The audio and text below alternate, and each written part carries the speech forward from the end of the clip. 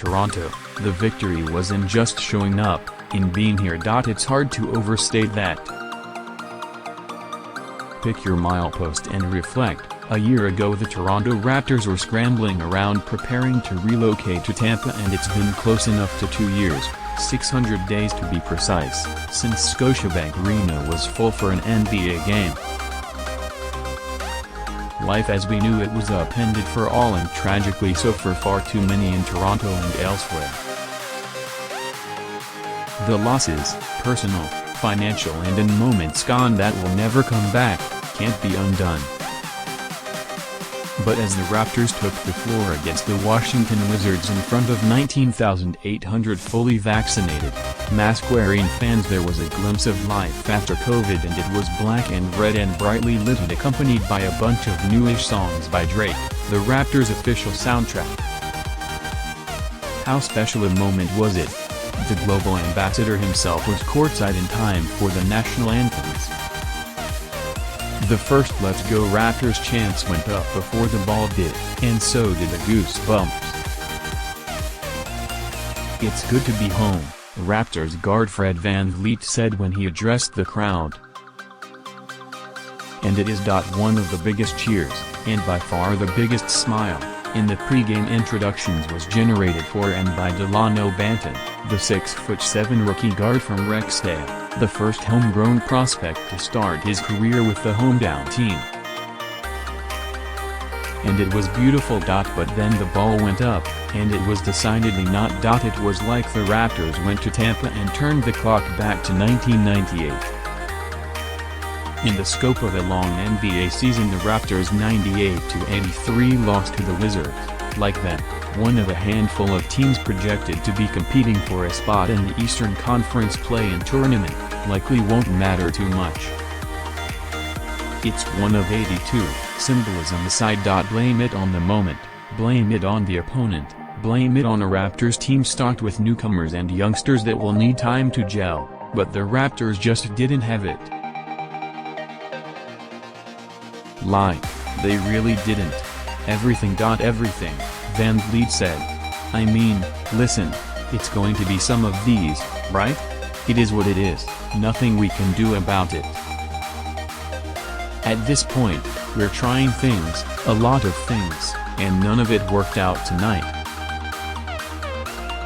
It wasn't just that a young team's weaknesses were exposed, it was that all of them were exposed at once, and none of the anticipated strengths were evident until too late. The Raptors were expected to struggle in a half-court game, and they were dreadful. They were supposed to be able to force teams to play in transition and at a high tempo, and they couldn't.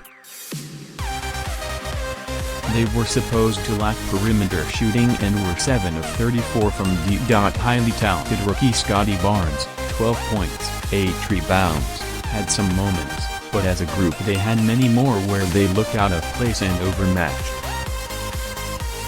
In the early going, the Raptors' best player might have been Goran Dragic, the 34-year-old point guard who was thrown into the Kyle Lowry sign-and-trade as salary cap ballast, not a good sign. Gary Trent Jr. Celebrated the first day of his 3-year, $54 million contract by shooting 2 of 9 from the floor. This was not the preseason, where the Raptors went 3-2 and looked like they could control the tempo of games. I've been telling them for a month now, a month and a half. It's different, said VanVleet. You can get all the pats on the back and all the hype and everything that you want. Preseason was great, training camp was great. It does not matter. There's different lights out there. These guys are coming to beat us, they don't care. You know what I mean?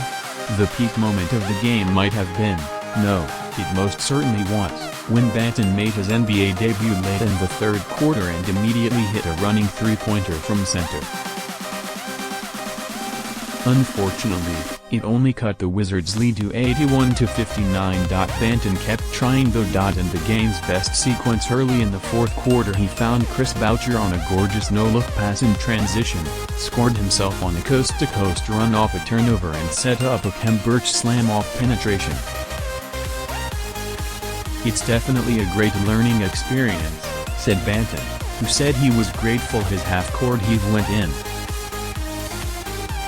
"I feel like any time you're out there, whether you're down or up, is a time to learn and a time to build on what you've been building on.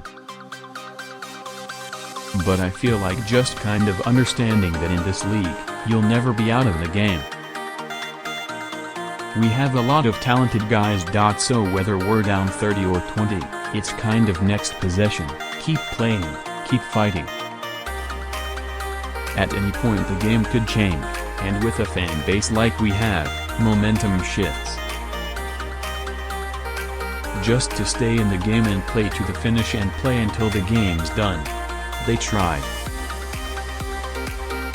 With the Toronto-born rookie and two other Canadians on the floor, along with rookie Barnes, the Raptors briefly played like head coach Nick Nurse hopes they can. Their flurry cut the Wizards' lead to 15 with 8 minutes to play, but the Wizards pushed back, aided by a couple of Raptors turnovers, and the game was decided. The Raptors, who lost that last game they played in Toronto to Charlotte way back on February 28, 2020, now have a home losing streak at Scotiabank Arena that stands at 2. Some of the early issues were to be anticipated. The first game of a season is always a bit charged, this one more than most. I thought there wasn't much pace, we seemed to be in thinking mode a lot until you see that one little stretch there, the way we played in the preseason.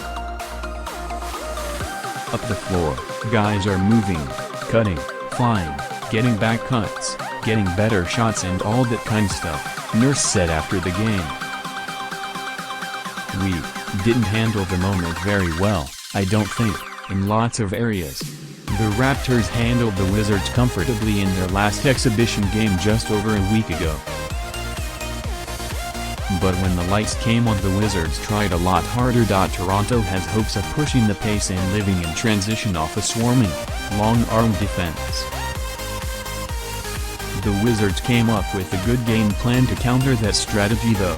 While they did cough up 22 turnovers, they were aggressive in covering up for their errors, limiting Toronto to just 17 points on their giveaways, a poor ratio. The Raptors' own sloppiness, 18 turnovers, didn't help. In general, Washington made a great effort to get back defensively in any situation.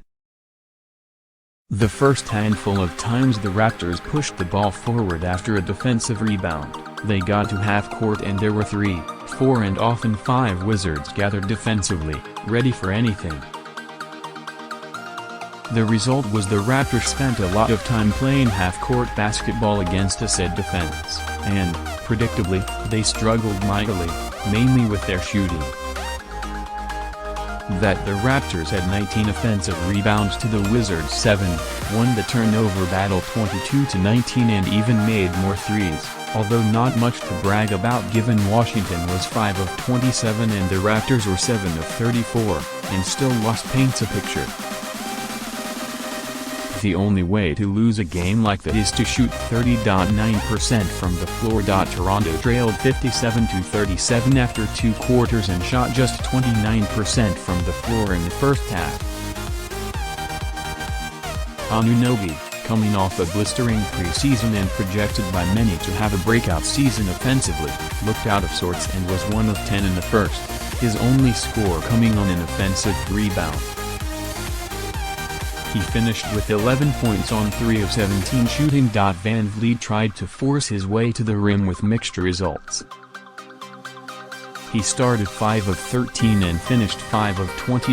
When he tried to distribute as he did on a quick hitter in the second quarter as the game was showing signs of slipping away, he created a wide-open corner look for Barnes, but the rookie, whose shooting is his weak spot at this stage, airballed it. Precious Achiuwa had the prettiest play of the night, a crossover, drive and lefty dunk in traffic, but he botched a couple of lobs at the rim, dropped some passes in the lane and got burned by Wizards star Bradley Beal on the switch. Barnes' first NBA basket came on a nifty left-handed baby hook in the lane, but most of the time he looked a little out of place on offense given he can't properly space the floor as a shooter, isn't a post-up or roll threat and isn't ready to create off the dribble against NBA defenders yet. And when the Raptors weren't missing, they were fouling. They put the Wizards on the line 9 times in the second quarter alone. The parade to the line prompted Nurse's first technical foul of the season, but Washington converted the free throw, too. In all, it wasn't the triumphant homecoming everyone might have scripted and in many ways the organization and fanbase deserve. But there's no debate after everything that's happened in the past 600 days, the beauty was that it happened. That the Raptors are back and a full arena can enjoy them again. The rest? There are issues and some of them were evident in Game 1 of a long 82-game season. But for one night, it wasn't that they won or lost. What mattered was that they played.